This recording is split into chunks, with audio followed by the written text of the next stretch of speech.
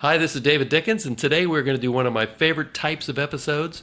We're going to go with some listener questions. So we've got one from a hospital employee who wants to retire, kind of spur of the moment.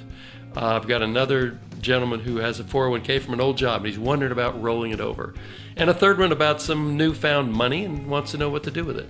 I think this is going to have really nice applicability for a wide variety of our listeners. I'm excited about this episode. I hope you are too. I'll go get Walter, and we'll get started. Do you need help protecting your finances as you enter retirement? David Dickens of KC Financial Advisors has got you covered. Welcome to the Cover Your Assets KC podcast. Welcome back for another edition of Cover Your Assets KC. Walter here alongside David Dickens, located in Overland Park, serving you throughout Kansas City and beyond. President, Wealth Advisor of KC Financial Advisors. Great to have you along with us today. Find us online at coveryourassetskc.com if you've got questions and want to submit your questions to be featured on a future show, maybe a future mailbag edition of the program. David did say it was one of his favorite types of episodes, so you can make him happy by submitting a question. David, good to be with you, my friend. How's life treating you? You know, life is pretty good. We got a little Memorial Day weekend action coming up. You're about to hit the road again, aren't you? I am, and strangely enough, I'm headed back to Texas. But this time, it's not grandson-centric. We actually have a wedding we're going to go to, and then we're going to hang out with the grandsons for the extra day off on Monday. Nice. You're going to still squeeze that visit in, no doubt. It was just not absolutely. The primary reason this time around. Exactly. And I hear you might be just venturing off into the mountains for kind of an open agenda, long weekend drive. Yes. So I like to do these from time to time where you just drive and explore different things, and you don't really know where you're going to end the day.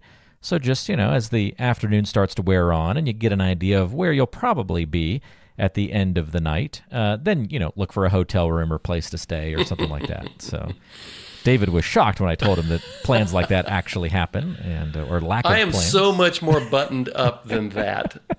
There is no way that I would do that. I have to have a plan. I have done I do trips where I have every detail planned out. Oh, I know. I've heard about them, but this one you shocked me. But every once in a while, I like to just throw a dart at the map, essentially, and that's going to be this weekend. So. Well, I can't wait to hear. Yeah, it should be fun. We'll see where we end up.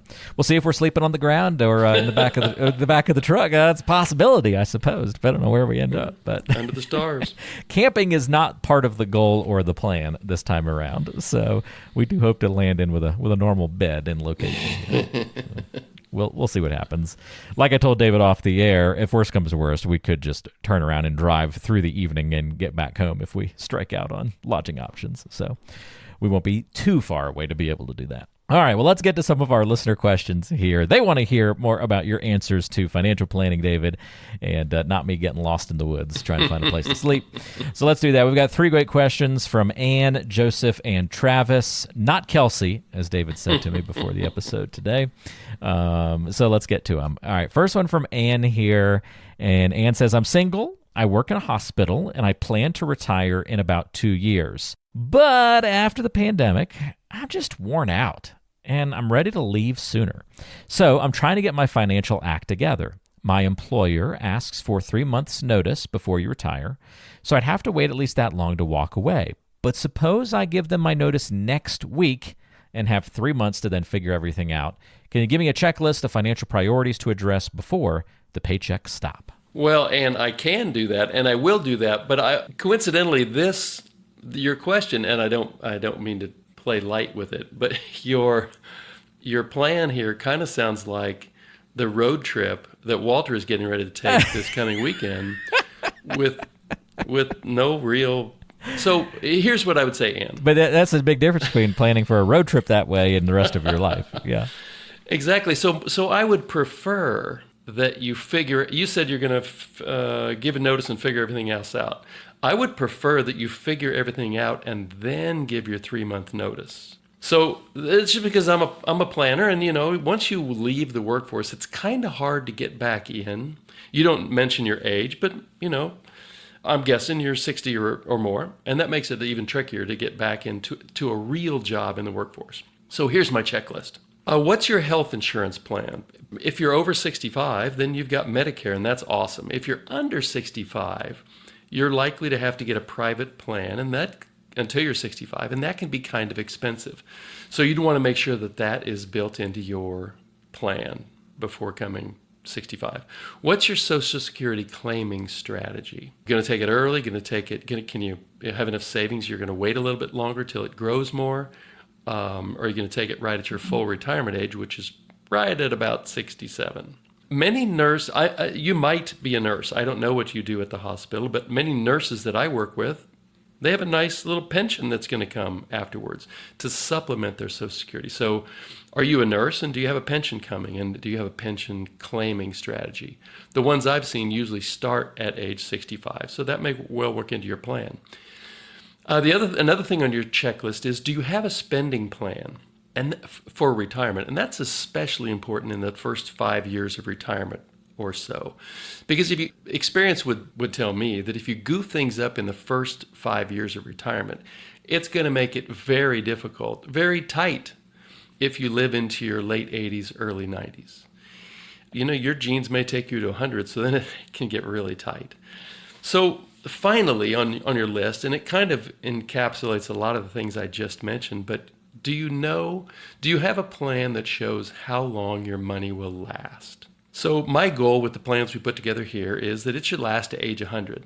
And it needs to include inflation, which a lot of plans don't. And inflation has been running really hot for the last couple of years, and I can give you 2 or 3 good reasons, not today, why inflation is going to continue above trend or above what we have had over the last 12 or 15 years, which is almost zero. So, and it's an exciting time, and I would strongly recommend that you have the plan before you give the notice, because your plan might say you're not quite financially ready and you really do need to work for that extra 2 years, which was your original plan. So good luck, Ann. If there's something we can do to help, then reach out. Great question, Ann. Appreciate you submitting that one to us. And David, I'm so glad that you were able to throw me under the bus a little bit to make that connection for Ann there. I'm here for you, Walter. I can't be mad about that. That was just a perfect example of how our trip is playing out this weekend. And what would retirement look like if you used the same strategy? You painted that picture for us very well. Mm-hmm. So if you got questions, Ann, and you want to talk a little bit further about that and not do it my style for planning for the driving into the mountains style of retirement planning, as we can call it here, without a hotel room booked, don't do that way of financial planning. Instead, go with that full style of plan. And that's the complete planning review, that CPR process that David takes clients through, making sure that all of these different missing pieces and puzzle pieces are planned for and incorporated. So if you want to get in touch, you can do that online at coveryourassetskc.com or call 913-317-1414. Check the show description. You'll find all the contact information there, if that's easier for you. All right, let's get to our next question here. We move on to Joseph. Joseph says, I have a 401k from an old job that I'm obviously not contributing to anymore since I work somewhere else now. I was going to roll it over, but now it's done really well this year, David. Should I continue with the rollover or hold off since it's performing well?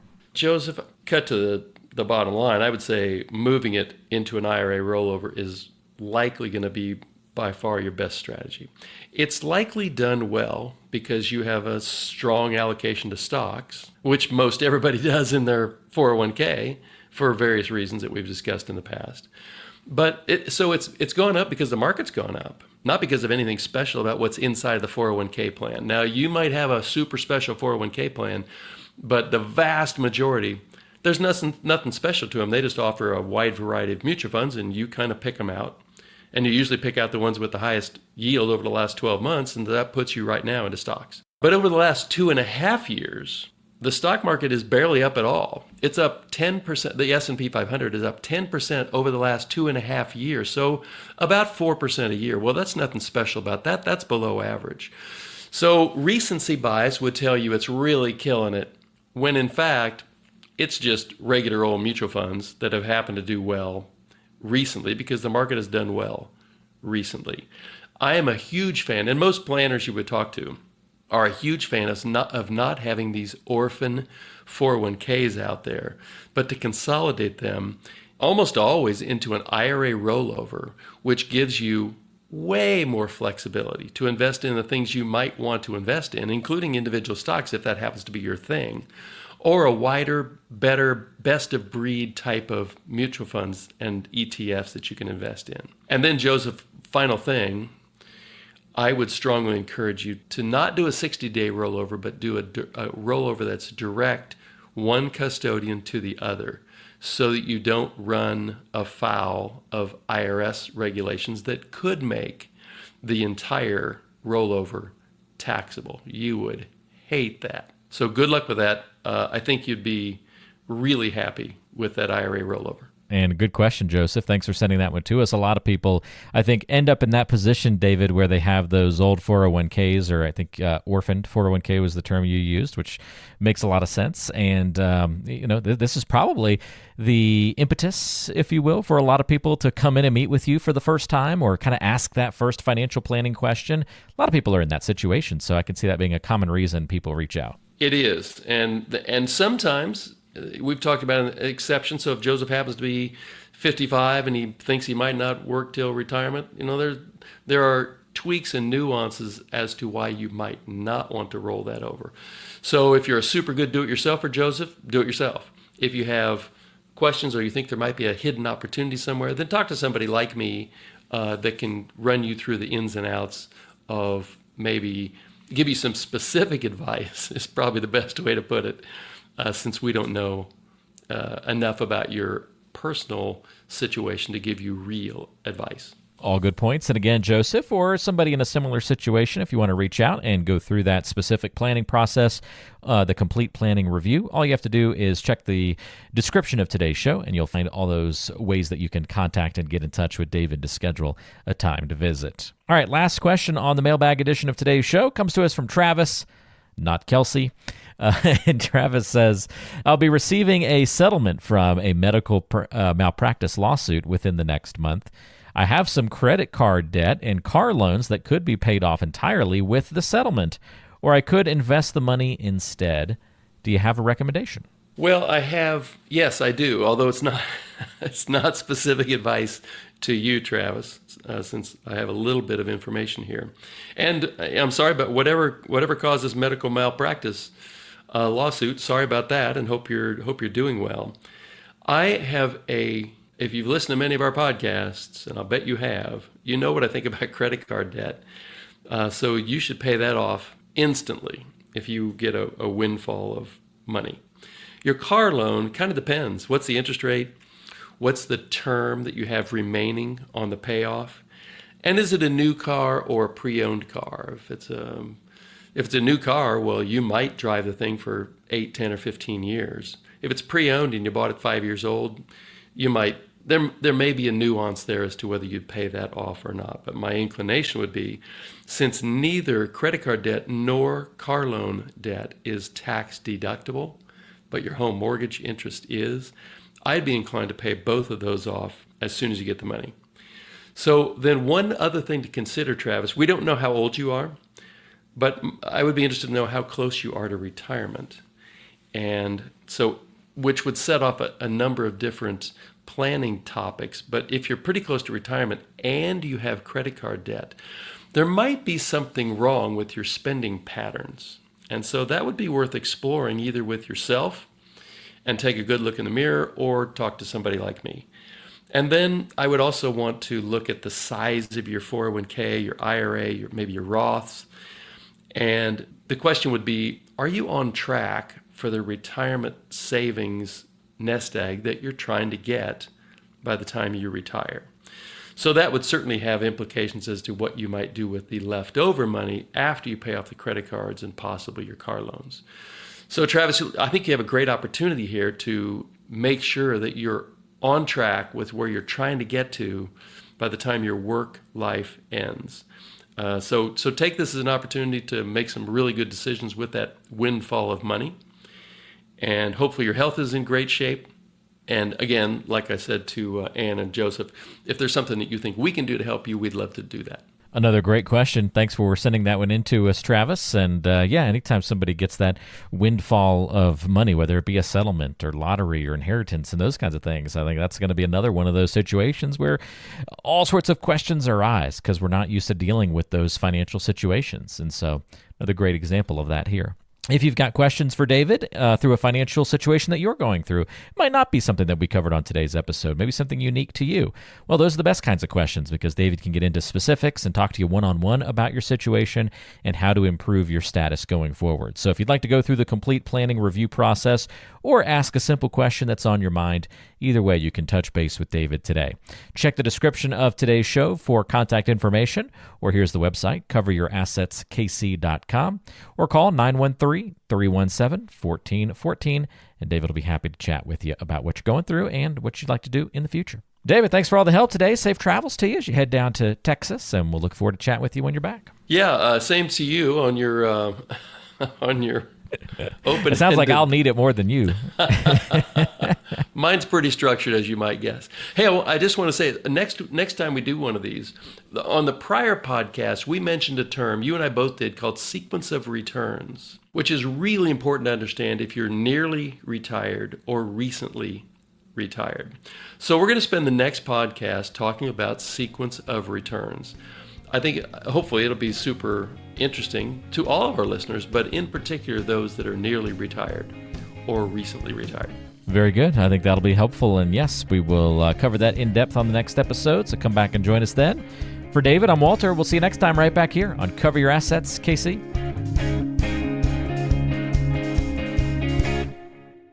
Advisory services offered through Creative One Wealth, LLC, an investment advisor. KC Financial Advisors and Creative One Wealth, LLC are not affiliated. We are an independent financial services firm helping individuals create retirement strategies using a variety of insurance products to custom suit their needs and objectives. The information and opinions contained in this program have been obtained from sources believed to be reliable, but accuracy and completeness cannot be guaranteed. They are given for informational purposes only and are not a solicitation to buy or sell any of the products mentioned. The information is not intended to be used as the sole basis for financial decisions, nor should it be construed as advice designed to meet the particular needs of an individual situation. This material has been provided by a licensed insurance professional for informational and educational purposes only and is not endorsed or affiliated with the Social Security Administration or any government agency. It is not intended to provide and should not be relied upon for accounting, legal, tax, or investment advice.